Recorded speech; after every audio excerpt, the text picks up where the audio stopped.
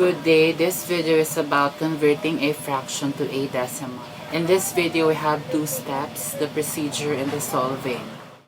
Step 1, divide the numerator by the denominator.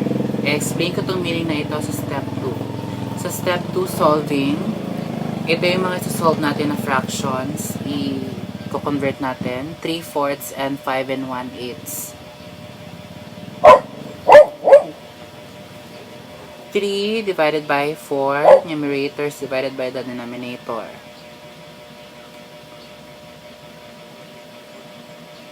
So, in this case, hindi natin pwedeng i-divide ang 4 sa 3 kasi maliit lang yung 3.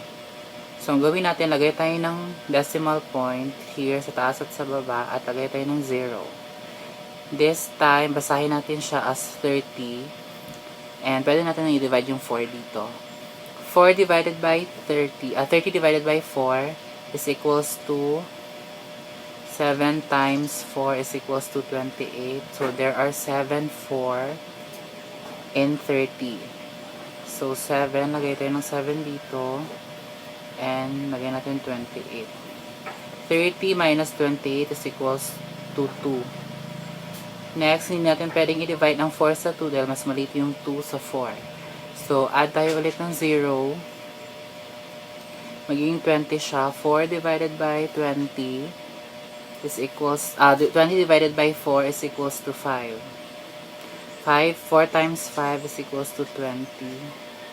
So, our answer is 0.75.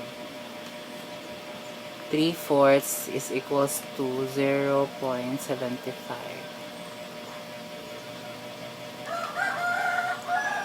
Next, 5 1/8. Meron tayong tinatawag na whole part at saka fraction part. Ang fraction part natin, itong 1/8. Itong 5, whole number siya. Let's start.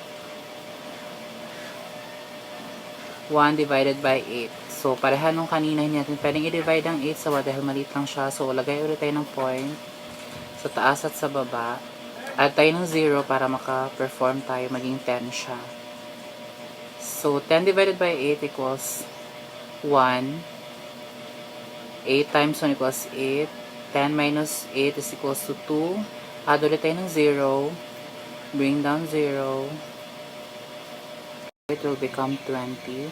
20 divided by 8 is equals to 2. You have to put it here. Then, 8 times 2 is equals to 16.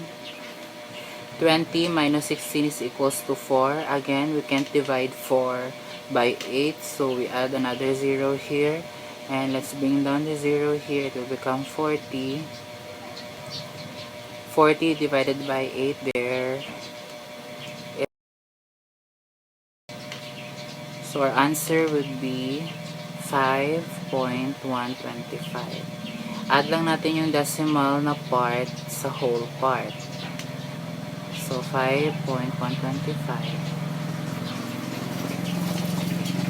5/1/8 is equals to 5.125. Thank you so much for watching this video.